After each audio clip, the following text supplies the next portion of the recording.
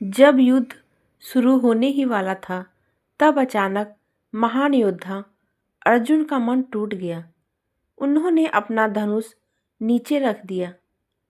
आखिर ऐसा क्या हुआ कि महान योद्धा अर्जुन युद्ध करने से पीछे हटने लगे? नमस्कार भक्तों, आज हम श्रीमद् भगवद गीता यथारूप के अध्याय 1 के अंतिम भाग को समझेंगे। इस भाग में हम देखेंगे कि जब अर्जुन ने अपने ही परिवार, गुरु और मित्रों को सामने खड़ा देखा, तो उसके मन में कैसी गहरी पीड़ा उत्पन्न हुई। हे कृष्ण, इस युद्ध में अपने ही स्वजनों का वध करने से न तो मुझे कोई अच्छाई दिखती है और न मैं उससे किसी प्रकार की विजय, राज्य या सुख की इच्छा रखता हूँ। तात्पर्य है यह जाने बिना कि मनुष्य का स्वार्थ विष्णु में है। सारे बद्ध जीव शारीरिक संबंधों के प्रति यह सोचकर आकर्षित होते हैं कि वे ऐसी परिस्थितियों में प्रसन्न रहेंगे। ऐसी देहात्म बुद्धि के कारण वे भौतिक सुख के कारणों को भी भूल जाते हैं। अर्जुन तो क्षत्रिय का नैतिक धर्म भी भूल गया था। कहा जाता है कि 2 प्रकार के मनुष्य परम शक्तिशाली तथा जाज्वल्यमान सूर्यमंडल में प्रवेश करने के योग्य होते हैं। ये है, एक तो क्षत्रिय जो कृष्ण की आज्ञा से युद्ध में मरता है, तथा दूसरा सन्यासी जो आध्यात्मिक अनुशीलन में लगा रहता है। अर्जुन अपने शत्रुओं को भी मारने से विमुख हो रहा है। अपने संबंधियों की बात तो छोड़ दे। वह सोचता है कि स्वजनों को मारने से उसे जीवन में सुख नहीं मिल सकेगा, अतः वह लड़ने के लिए इच्छुक नहीं है। जिस प्रकार की भूख न लगने पर कोई भोजन बनाने को तैयार नहीं होता, उसने तो वन जाने का निश्चय कर लिया है, जहाँ वह एकांत में निराशपूर्ण जीवन काट सके। किंतु क्षत्रिय होने के नाते उसे अपने जीवन निर्वाह के लिए राज्य चाहिए, क्योंकि क्षत्रिय कोई अन्य कार्य नहीं कर सकता। किंतु अर्जुन के पास तो राज्य कहाँ है? उसके लिए तो राज्य प्राप्त करने का एकमात्र अवसर है कि अपने बंधु बांधवों से लड़कर अपने पिता के राज्य का उत्तराधिकार प्राप्त करे, जिसे वह करना नहीं चाह रहा है। इसलिए वह अपने को जंगल में एकांतवास करके निराशा का एकांत जीवन बिताने के योग्य समझता है। हे गोविंद, हमें राज्य, सुख अथवा इस जीवन से क्या लाभ, क्योंकि जिन सारे लोगों के लिए हम उन्हें चाहते हैं, वे ही इस युद्ध भूमि में खड़े हैं। हे मधुसूदन, जब गुरुजन, पितृगण, पुत्रगण, पितामह, मामा, ससुर, पौत्रगण, साले तथा अन्य सारे संबंधी अपना अपना धन एवं प्राण देने के लिए तत्पर हैं और मेरे समक्ष खड़े हैं, तो फिर मैं इन सबको क्यों मारना चाहूँगा? भले ही वे मुझे क्यों न मार डालें। हे जीवों के पालक, मैं इन सबों से लड़ने को तैयार नहीं, भले ही बदले में मुझे तीनों लोग क्यों न मिलते हों। इस पृथ्वी की तो बात ही छोड़ दे। भला धृतराष्ट्र के पुत्रों को मारकर हमें कौन सी प्रसन्नता मिलेगी? तात्पर्य है, अर्जुन ने भगवान कृष्ण को गोविंद कहकर संबोधित किया, क्योंकि वे गौओं तथा इंद्रियों की समस्त प्रसन्नता के विषय हैं। इस विशिष्ट शब्द का प्रयोग करके अर्जुन संकेत करता है कि कृष्ण यह समझे कि अर्जुन की इंद्रियां कैसे तृप्त होंगी, किंतु गोविंद हमारी इंद्रियों को तुष्ट करने के लिए नहीं है। हाँ, यदि हम गोविंद की इंद्रियों को तुष्ट करने का प्रयास करते हैं तो हमारी इंद्रियां स्वतः तुष्ट होती हैं। भौतिक दृष्टि से प्रत्येक व्यक्ति अपनी इंद्रियों को तुष्ट करना चाहता है और चाहता है कि ईश्वर उसके आज्ञा पालक की तरह काम करे।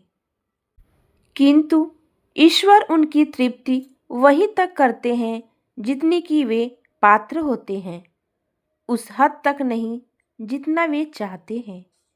किंतु जब कोई इसके विपरीत मार्ग ग्रहण करता है, अर्थात जब वह अपनी इंद्रियों की तृप्ति की चिंता न करके गोविंद की इंद्रियों की तुष्टि करने का प्रयास करता है, तो गोविंद की कृपा से जीव की सारी इच्छाएं पूर्ण हो जाती हैं। यहाँ पर जाति तथा कुटुंबियों के प्रति अर्जुन का प्रगाढ़ स्नेह आंशिक रूप से इन सब के प्रति उसकी स्वाभाविक करुणा के कारण है। अतः वह युद्ध करने के लिए तैयार नहीं है।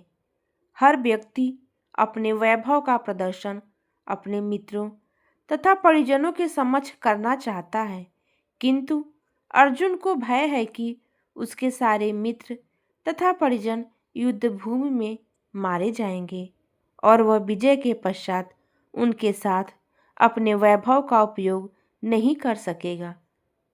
भौतिक जीवन का यह सामान्य लेखा जोखा है, किंतु आध्यात्मिक जीवन इससे सर्वथा भिन्न होता है।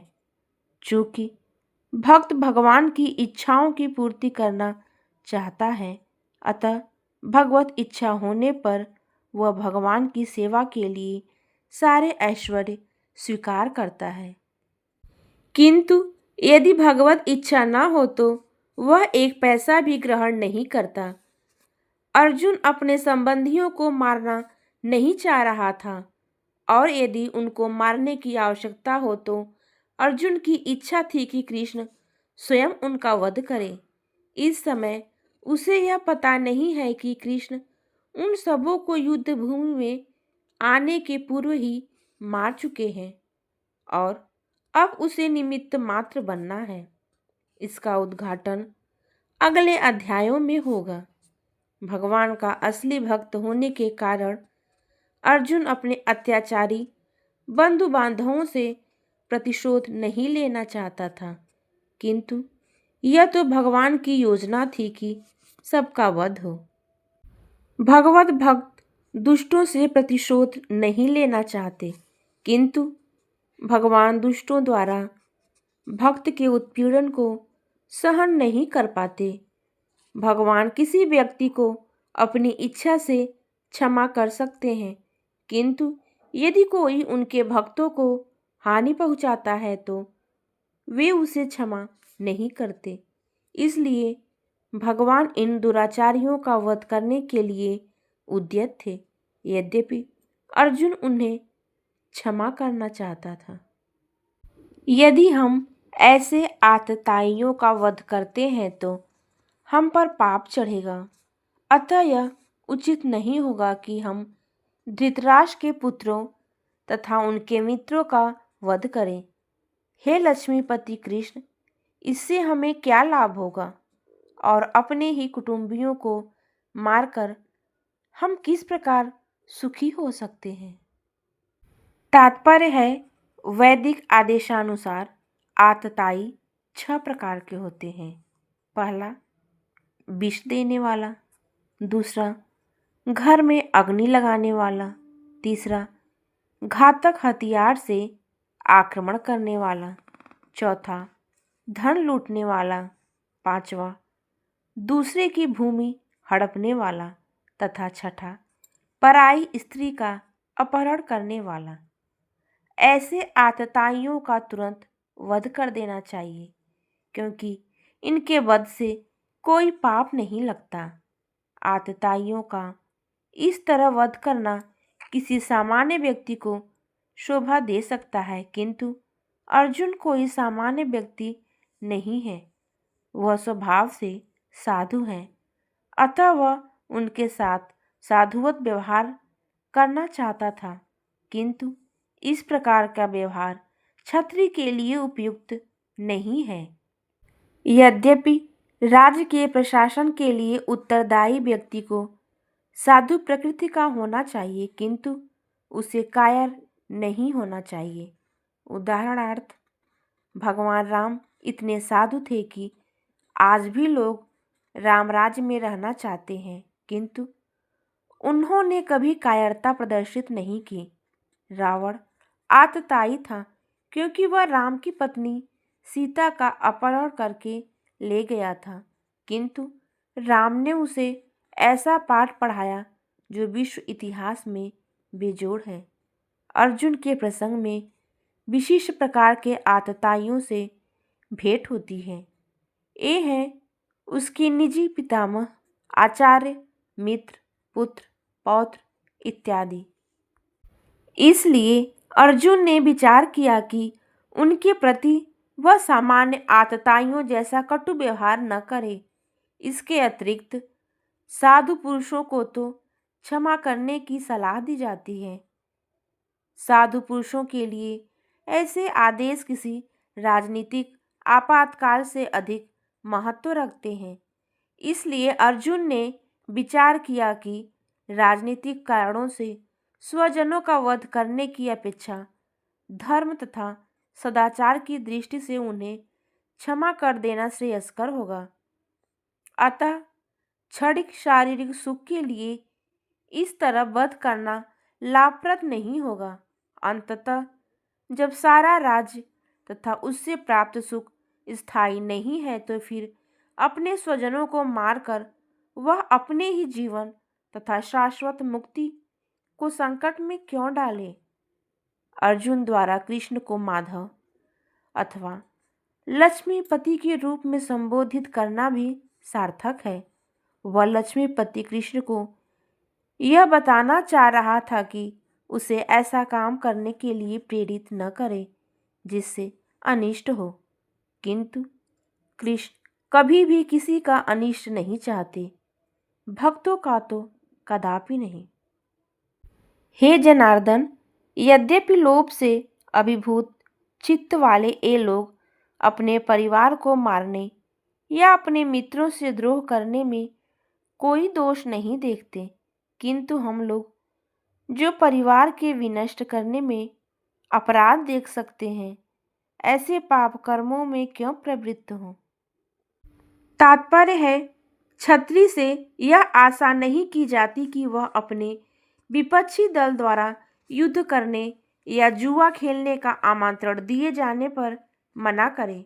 ऐसी अनिवार्यता में अर्जुन लड़ने से नकार नहीं सकता, क्योंकि उसको दुर्योधन के दल ने ललकारा था।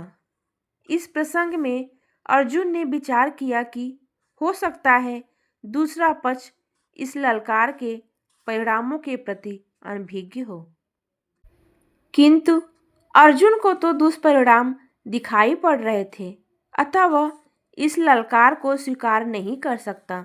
यदि परिणाम अच्छा हो तो कर्तव्य वस्तुतः पालनीय है, किंतु यदि परिणाम विपरीत हो तो हम उसके लिए बाध्य नहीं होते। इन पक्ष विपक्षों पर विचार करके अर्जुन ने युद्ध न करने का निश्चय किया। कुल का नाश होने पर सनातन कुल परंपरा नष्ट हो जाती है और इस तरह शेष कुल भी अधर्म में प्रवृत्त हो जाता है। यहाँ तात्पर्य है कि वर्णाश्रम व्यवस्था में धार्मिक परंपराओं के अनेक नियम हैं, जिनकी सहायता से परिवार के सदस्य ठीक से उन्नति करके आध्यात्मिक मूल्यों की उपलब्धि कर सकते हैं।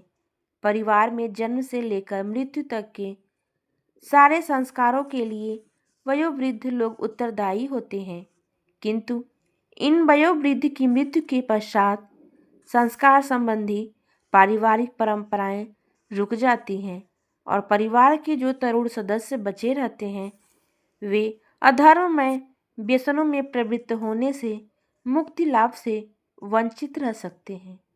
अतः किसी भी कारणवश परिवार के वयोवृद्धों का वध नहीं होना चाहिए। हे कृष्ण, जब कुल में अधर्म प्रमुख हो जाता है तो कुल की स्त्रियां दूषित हो जाती हैं और स्त्रीत्व के पतन से ही वृषणवंशी अवांछित संतानें उत्पन्न होती हैं। अर्थात जीवन में शांति, सुख तथा आध्यात्मिक उन्नति का मुख्य सिद्धांत मानव समाज में अच्छी संतान का होना है। वर्णाश्रम धर्म के नियम इस प्रकार बनाए गए थे कि राज्य तथा जाति की आध्यात्मिक उन्नति के लिए समाज में अच्छी संतान उत्पन्न हो। ऐसी संतान समाज में स्त्री के सतीत्व और उसकी निष्ठा पर निर्भर करती है। जिस प्रकार बालक सरलता से कुमारगामी बन जाते हैं, उसी प्रकार स्त्रियां भी पतोन्मुखी होती हैं। अतः बालकों तथा स्त्रियों दोनों को ही समाज के वयोवृद्धों का संरक्षण आवश्यक है। स्त्रियां विभिन्न धार्मिक प्रथाओं में संलग्न रहने पर व्यभिचारिणी नहीं होंगी। चाणक्य पंडित के अनुसार सामान्यतया स्त्रियां अधिक बुद्धिमान नहीं होती, अतः वे विश्वसनीय नहीं है। इसलिए उन्हें विविध कुल परंपराओं में व्यस्त रहना चाहिए और इस तरह उनके सतीत्व तथा अनुरक्ति से ऐसी संतान जन्मेगी जो वर्णाश्रम धर्म में भाग लेने के योग्य होगी। ऐसे वर्णाश्रम धर्म के विनाश से यह स्वाभाविक है कि स्त्रियां स्वतंत्रता पूर्वक पुरुषों से मिल सकेंगी और व्यभिचार को प्रश्रय मिलेगा, जिससे अवांछित संतानें उत्पन्न होगी।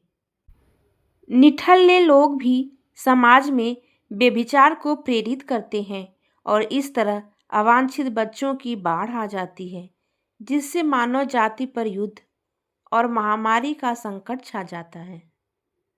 अवांछित संतानों की वृद्धि से निश्चय ही परिवार के लिए तथा पारिवारिक परंपरा को विनष्ट करने वालों के लिए नारकी जीवन उत्पन्न होता है। ऐसे पतित कुलों के पुरखे अर्थात पितर लोग गिर जाते हैं, क्योंकि उन्हें जल तथा पिंड दान देने की क्रियाएं समाप्त हो जाती हैं। तात्पर्य है, सकाम कर्म के विधि विधानों के अनुसार कुल के पितरों को समय समय पर जल तथा पिंड दान दिया जाना चाहिए। यह दान विष्णु पूजा द्वारा किया जाता है, क्योंकि विष्णु को अर्पित भोजन के उच्छिष्ट भाग अर्थात प्रसाद के खाने से सारे पाप कर्मों से उद्धार हो जाता है। कभी कभी पितरगण विविध प्रकार के पाप कर्मों से ग्रस्त हो सकते हैं और कभी कभी उनमें से कुछ को स्थूल शरीर प्राप्त न हो सकने के कारण उन्हें प्रेतों के रूप में सूक्ष्म शरीर धारण करने के लिए बाध्य होना पड़ता है। अतः जब वंशजों द्वारा पितरों को बचा प्रसाद अर्पित किया जाता है तो उनका प्रेतयोनि या अन्य प्रकार के दुख में जीवन से उद्धार होता है। पितरों को इस तरह की सहायता पहुंचाना कुल परंपरा है और जो लोग भक्ति का जीवन यापन नहीं करते उन्हें ये अनुष्ठान करने होते हैं। केवल भक्ति करने से मनुष्य सैकड़ों क्या हजारों पितरों को ऐसे संकटों से उबार सकता है। भागवत में कहा गया है, जो पुरुष अन्य समस्त कर्तव्यों को त्याग कर मुक्ति के दाता मुकुंद के चरण कमलों की शरण ग्रहण करता है और इस पथ पर गंभीरता पूर्वक चलता है, वह देवताओं, मुनियों, सामान्य जीवों, स्वजनों, मनुष्यों या पितरों के प्रति अपने कर्तव्य या ऋण से मुक्त हो जाता है। श्री भगवान की सेवा करने से ऐसे दायित्व अपने आप पूरे हो जाते हैं। जो लोग कुल परंपरा को विनष्ट करते हैं और इस तरह अवांछित संतानों को जन्म देते हैं, उनके दुष्कर्मों से समस्त प्रकार की सामुदायिक योजनाएं तथा पारिवारिक कल्याण कार्य विनष्ट हो जाते हैं। तात्पर्य है, सनातन धर्म या वर्णाश्रम धर्म द्वारा निर्धारित मानव समाज के चारों वर्णों के लिए सामुदायिक योजनाएं तथा पारिवारिक कल्याण कार्य इसलिए नियोजित हैं कि मनुष्य चरम मोक्ष प्राप्त कर सके। अतः समाज के अनुत्तरदायी नायकों द्वारा सनातन धर्म परंपरा के विखंडन से उस समाज में अव्यवस्था फैलती है। फलस्वरूप लोग जीवन के उद्देश्य विष्णु को भूल जाते हैं। ऐसे नायक अंधे कहलाते हैं और जो लोग इनका अनुगमन करते हैं वे निश्चय ही कुव्यवस्था की ओर अग्रसर होते हैं। हे प्रजापालक कृष्ण, मैंने गुरु परंपरा से सुना है कि जो लोग कुल धर्म का विनाश करते हैं वे सदैव नरक में वास करते हैं। तात्पर्य है, अर्जुन अपने तर्कों को अपने निजी अनुभव पर न आधारित करके आचार्यों से जो सुन रखा है उस पर आधारित करता है। वास्तविक ज्ञान प्राप्त करने की यही विधि है। जिस व्यक्ति ने पहले से ज्ञान प्राप्त कर रखा है उस व्यक्ति की सहायता के बिना कोई भी वास्तविक ज्ञान तक नहीं पहुंच सकता। वर्णाश्रम धर्म की एक पद्धति के अनुसार मृत्यु के पूर्व मनुष्य को पाप कर्मों के लिए प्रायश्चित करना होता है। जो पापात्मा है उसे इस विधि का अवश्य उपयोग करना चाहिए। ऐसा किए बिना मनुष्य निश्चित रूप से नरक भेजा जाएगा, जहां उसे अपने पाप कर्मों के लिए कष्टमय जीवन बिताना होगा। ओह, कितने आश्चर्य की बात है कि हम सब जघन्य पाप कर्म करने के लिए उद्यत हो रहे हैं। राज्य सुख भोगने की इच्छा से प्रेरित होकर हम अपने ही संबंधियों को मारने पर तुले हैं। अर्थात स्वार्थ के वशीभूत होकर मनुष्य अपने सगे भाई, बाप या माँ के वध जैसे पाप कर्मों में प्रवृत्त हो सकता है। विश्व के इतिहास में ऐसे अनेक उदाहरण मिलते हैं, किंतु भगवान का साधु भक्त होने के कारण अर्जुन सदाचार के प्रति जागरूक है, अतः वह ऐसे कार्यों से बचने का प्रयत्न करता है। यदि शस्त्रधारी धृतराष्ट्र के पुत्र मुझ निहत्थे तथा रणभूमि में प्रतिरोध न करने वाले को मारे तो यह मेरे लिए श्रेयस्कर होगा। क्षत्रियों के युद्ध नियमों के अनुसार ऐसी प्रथा है कि निहत्थे तथा विमुख शत्रु पर आक्रमण न किया जाए, किंतु अर्जुन ने निश्चय किया कि शत्रु भले ही इस विषम अवस्था में उस पर आक्रमण कर दे, किंतु वह युद्ध नहीं करेगा। उसने इस पर विचार नहीं किया कि दूसरा दल युद्ध के लिए कितना बेचैन है, कितना उद्यत है। इन सब लक्षणों का कारण उसकी दयार्द्रता है, जो भगवान के महान भक्त होने के कारण उत्पन्न हुई। संजय ने कहा, युद्ध भूमि में इस प्रकार कहकर अर्जुन ने अपना धनुष तथा बाण एक ओर रख दिया और शोक संतप्त चित्त से रथ के आसन पर बैठ गया। तात्पर्य है, अपने शत्रु की स्थिति का अवलोकन करते समय अर्जुन रथ पर खड़ा हो गया था, किंतु वह शोक से इतना संतप्त हो उठा कि अपना धनुष बाण एक ओर रखकर रथ के आसन पर पुनः बैठ गया। ऐसा दयालु तथा कोमल हृदय व्यक्ति जो भगवान की सेवा में रत हो, आत्मज्ञान प्राप्त करने के योग्य है। इस प्रकार भगवद गीता के प्रथम अध्याय कुरुक्षेत्र के युद्ध स्थल में सैन्य निरीक्षण का भक्ति वेदांत तात्पर्य पूर्ण हुआ। यहाँ अर्जुन कहते हैं कि मुझे इस युद्ध में कोई सुख नहीं दिखाई देता। अपने ही भाइयों, गुरुजनों और रिश्तेदारों को मारकर राज्य और सुख प्राप्त करना उन्हें उचित नहीं लगता। उनका मन करुणा से भर जाता है और वे सोचने लगते हैं कि ऐसा राज्य किस काम का जिसमें अपने ही प्रियजन न रहे। यह स्थिति केवल अर्जुन की नहीं है, हमारे जीवन में भी कई बार ऐसे निर्णय आते हैं जहां दिल और कर्तव्य एक दूसरे के सामने खड़े हो जाते हैं। एक तरफ हमारा धर्म और जिम्मेदारी होती है और दूसरी तरफ रिश्तों की भावना। ऐसे समय में मन बहुत भ्रमित हो जाता है।